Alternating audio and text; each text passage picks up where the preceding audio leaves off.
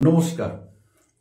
আমরা আজকে আলোচনা করব পশ্চিমবঙ্গ উচ্চ মাধ্যমিক শিক্ষা সংসদের একাদশ শ্রেণীর দ্বিতীয় সেমিস্টারের বাংলা একটি অন্যতম প্রবন্ধ বই কেনা। যদিও তোমাদের পাঠ্য বইতে লেখকের নামটা নেই, তবে এই বই কেনা প্রবন্ধটি সৈয়দ মুজতবা আলীর পঞ্চতন্ত্র গ্রন্থের একটি অন্যতম প্রবন্ধ। আর এই প্রবন্ধে লেখক সৈয়দ মুজতবা আলী যে তথ্যটি তুলে ধরেছেন সেটি হলো আমাদের মতন বাঙালিদের জন্য অতি হাসি ঠাট্টা তামাশা বৈঠকির ঢঙে অতি সহজ সরল ভাষায় এই প্রবন্ধটি পাঠকের সামনে তুলে ধরেছেন। আমরা সেটাই আলোচনা করব।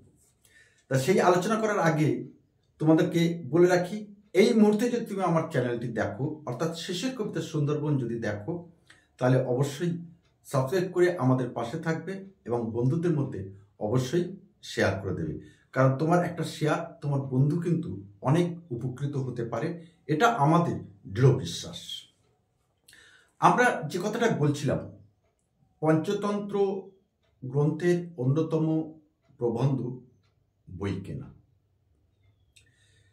আর এই বই কেনার প্রবন্ধের যে কথাটা বলা হয়েছে, যদি আমাদের ঠিক বাঁচার মতো বাঁচতে হয়, কারণ আমরা যেভাবে বেঁচে আছি এটা ঠিক বাঁচা নয়, মৃত্যুর প্রাক মুহূর্তের মতো আমরা বেঁচে আছি। আর সেই বাঁচার মতো যদি আমাদের বাঁচতে হয়, তাহলে আমাদের মনের যে চাহিদা, সেই চাহিদা অবশ্যই আমাদের পূরণ করতে হবে। আর সেই পূরণ করতে হলে অবশ্যই আমাদের বই পড়তে হবে, আর বই পড়তে গেলে কিনতে হবে। এটাই হচ্ছে আমাদের বিষয়। এই বই পড়ার মধ্যে দিয়ে আমাদের চোখের দৃষ্টি যেমন বৃদ্ধি পায়, তেমনি আমাদের অন্তর্দৃষ্টি, মনের যে বিকশিত ভাব, সেটাও কিন্তু বই পড়ার মধ্যে হতে পারে। আর সেই কারণে আমাদের বই কিনতে হবে। তবে আমাদের এই বই একমাত্র বিষয় বা জিনিস যা আমাদেরকে দিতে পারে পৃথিবীর অতি সুন্দরী কোনো নারী বা অতি সুন্দর কোনো পুরুষ, যতই তার অর্থ থাক না কেন, সে কিন্তু তোমাকে আমাকে কাউকে কিছু দিতে পারে না, একমাত্র বইয়ে দিতে পারে। কারণ এই বই পড়ার মধ্যে দিয়ে আমাদের একটা আদর্শ ভুবন সৃষ্টি হয়। আর সেই ভুবনের মধ্যে আমরা কিন্তু অনেকেই থাকতে পারি না, থাকার চেষ্টা করি না, কিন্তু এটা থাকা আমাদের ভীষণ প্রয়োজন। তাই বই পড়াকে সার্থক করে তুলতে হলে অবশ্যই আমাদের, বারে বারে বলছি, বই কিনতে হবে। তবে বাঙালিরা কিন্তু বই পড়তে ভালোবাসে, কিন্তু বই কিনতে একদম ভালোবাসে না বা পছন্দ করে না। এখানে বাঙালিরা এই বই কেনাকে কেন্দ্র করে নানান অজুহাত তাদের সামনে আসে। কেমন অজুহাত? সে বইয়ের দাম অনেক বেশি, বাড়িতে অনেক বই আছে, কিংবা বই পড়ার সময়টা কোথায়, এই অজুহাতগুলি কিন্তু বাঙালিরা দেখায়। আবার এই প্রবন্ধের মধ্যে দিয়ে আমরা জানতে পারি যে প্রকাশক তিনি বইয়ের দাম বৃদ্ধি করছেন। কেন? আমাদের মতন বাঙালিরা যেহেতু বই কিনছেন না, যার ফলে বই কিন্তু বিক্রি হচ্ছে না। প্রকাশকের লভ্যাংশ কিন্তু অনেকটা কমে যাচ্ছে, তার রুচি রোজগার সব কিছু কমে যাচ্ছে, কারণ এই বই বিক্রি করে তার সংসার জীবন নির্বাহ করতে হয়। এটা একটা প্রকাশকের যুক্তি। তবে একথা আমরা বলে রাখতে পারি যে এই বই কিনে আজ পর্যন্ত, এখন পর্যন্ত, এই সময় পর্যন্ত কোনো ব্যক্তি দেউলিয়া হয়েছে, এই উদাহরণ পৃথিবীর বুকে কিন্তু কোথাও আমরা প্রমাণ পাইনি। কিন্তু অন্যান্যভাবে আমরা কিন্তু দেউলিয়া হয়ে যাই। আসলে এই বই পড়াটা একটা নেশা। এই নেশা করাটা সবার পক্ষে কিন্তু সম্ভবপর হয়ে ওঠে না। কারণ আমরা এখানে একটা চাঞ্চল্যকর তথ্য আমরা তুলে ধরব। তথ্যটা হলো এই, মার্ক টোয়েনের মতন একজন ব্যক্তি যিনি বাড়িতে একটা লাইব্রেরি তৈরি করে ফেলেছিলেন। কিভাবে? তিনি বিভিন্ন সময়ে বিভিন্ন জায়গা থেকে তিনি বই সংগ্রহ করতেন, আর সেই বইগুলো কিন্তু মার্ক টোয়েনার কখনো ফেরত দিতেন না। আর ফেরত না দিয়ে তিনি বাড়িতে একটা বৃহৎ একটা লাইব্রেরি তৈরি করে ফেলেছেন। এটা একটা চাঞ্চল্যকর তথ্য।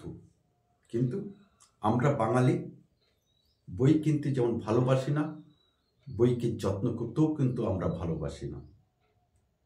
এই দেখুন, আমার এখানে অনেক বই আছে, প্রত্যেকটা বইয়ে কিন্তু আমরা মলাট দিয়ে সুন্দর করে রেখেছি, নাকি রেখেছি।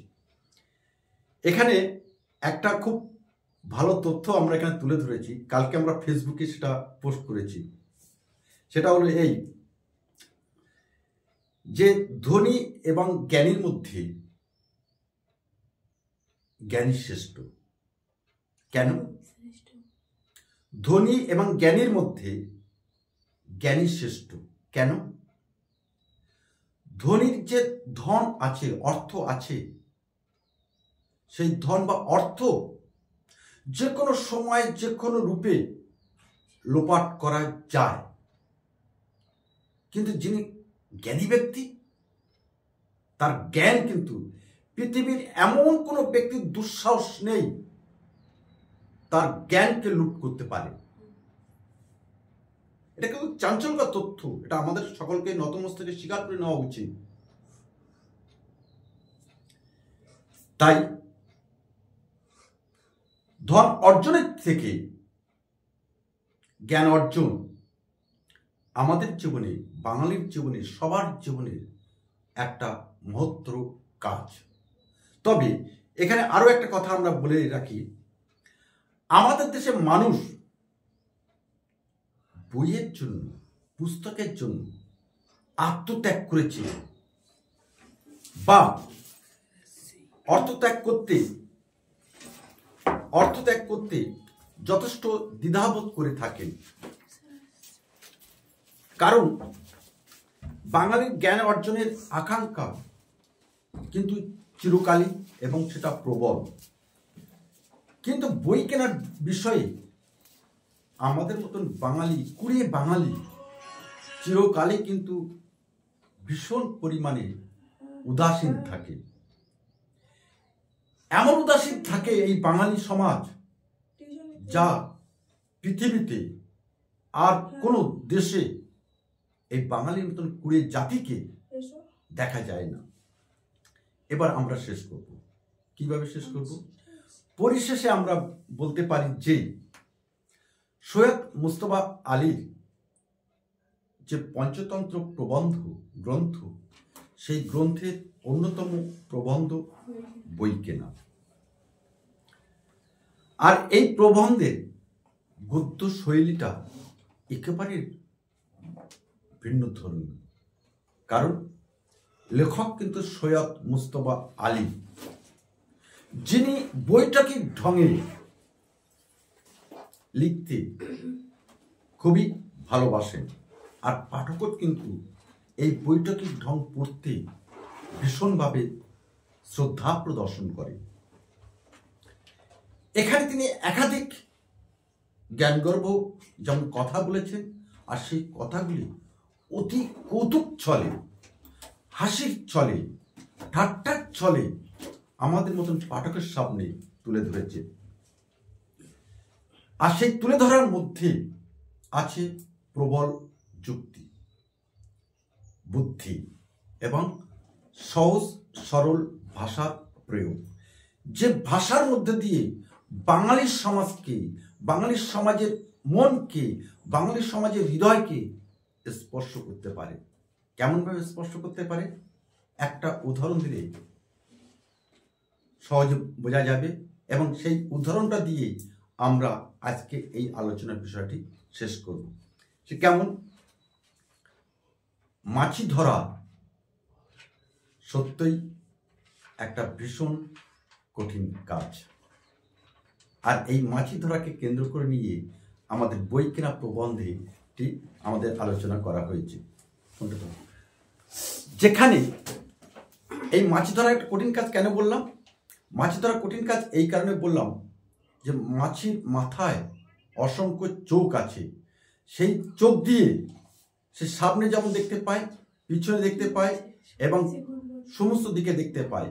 আর সেই দেখতে পাওয়ার জন্য সে ফুরুত করে উড়ে যেতে পারে। সেই কারণে আমাদেরকে বই পড়তে হবে, আমাদের চোখ কান খোলা রাখতে হবে, আমাদের মনের জ্ঞান বৃদ্ধি করতে হবে। তাহলে মনের জ্ঞান যদি আমরা বৃদ্ধি করতে পারি, তাহলে কি আমাদেরকে ধরে রাখা একটা অতি কঠিন কাজ। সেই কারণে যতই কষ্ট হোক আমাদেরকে বই পড়তে হবে। আর বই পড়তে হলে কোনো বাহানা নয়, বই কিনতে হবে এবং নিজের জ্ঞান গর্বকে বাড়াতে হবে। নমস্কার।